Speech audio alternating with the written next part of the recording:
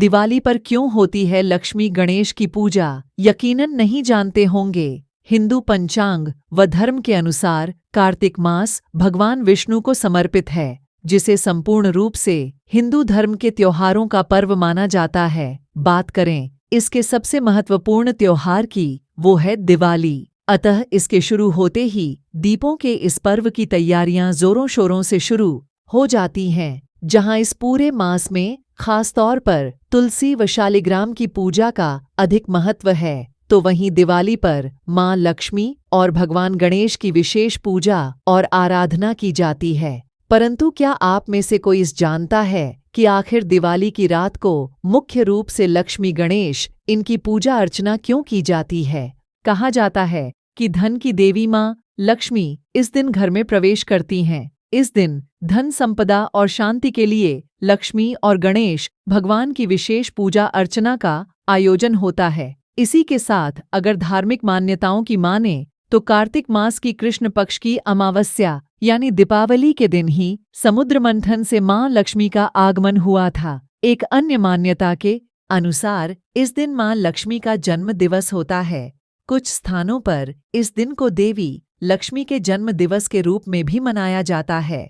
बता दें कि इसके पीछे बैरागी साधु की कथा भी प्रचलित है। दरअसल एक बार एक वैरागी साधु को राजसुख भोगने की लालसा हुई। उसने लक्ष्मी जी की आराधना की। उसकी आराधना से लक्ष्मी जी प्रसन्न हुईं और उसे साक्षात दर्शन देकर वरदान दिया कि उसे उच्च पद और सम्मान प्राप्त होगा। दूसरे दिन वह वैरागी साधु राज दरबार में पहुंचा। वरदान मिलने के बाद उसे अभिमान हो गया। उसने राजा को धक्का मारा, जिससे राजा का मुकुट नीचे गिर गया। राजा व उसके दरबारी गण उसे मारने के लिए दौड़े, लेकिन इसी बीच राजा के गिरे हुए मुकुट से एक काला नाग निकलकर भागने लगा। फिर क्या राजा ने इसे साधु की चमत्कार समझकर उसे अपना मंत्री बना लिया। वह उसे रहने के लिए अलग से महल भी दिया। इसी तरह फिर एक दिन उस साधु ने राजा ने अनजाने में राजा की जान बचा और ऐसे साधु को वाहवाही मिल गई। इससे उसका अहंकार और भी बढ़ गया। इसके बाद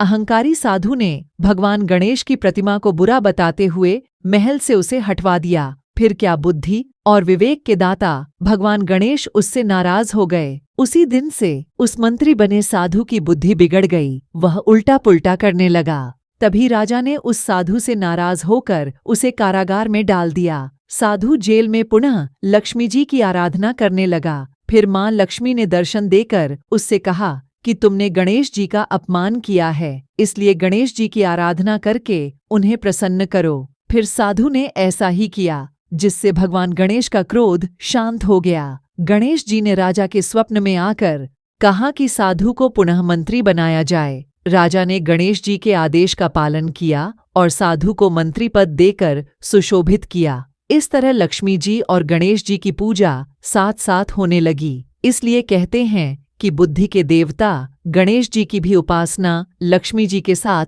जरूर करनी चाहिए, क्योंकि अगर लक्ष्मी घर में आ भी जाए तो बुद्धि के उपयोग के बिना उन्हें रोक पाना मुश्किल है। अतः इस कारण के चलते दीपावली की रात्रि में लक्ष्मी जी के साथ गणेश जी की भी आराधना की जाती है।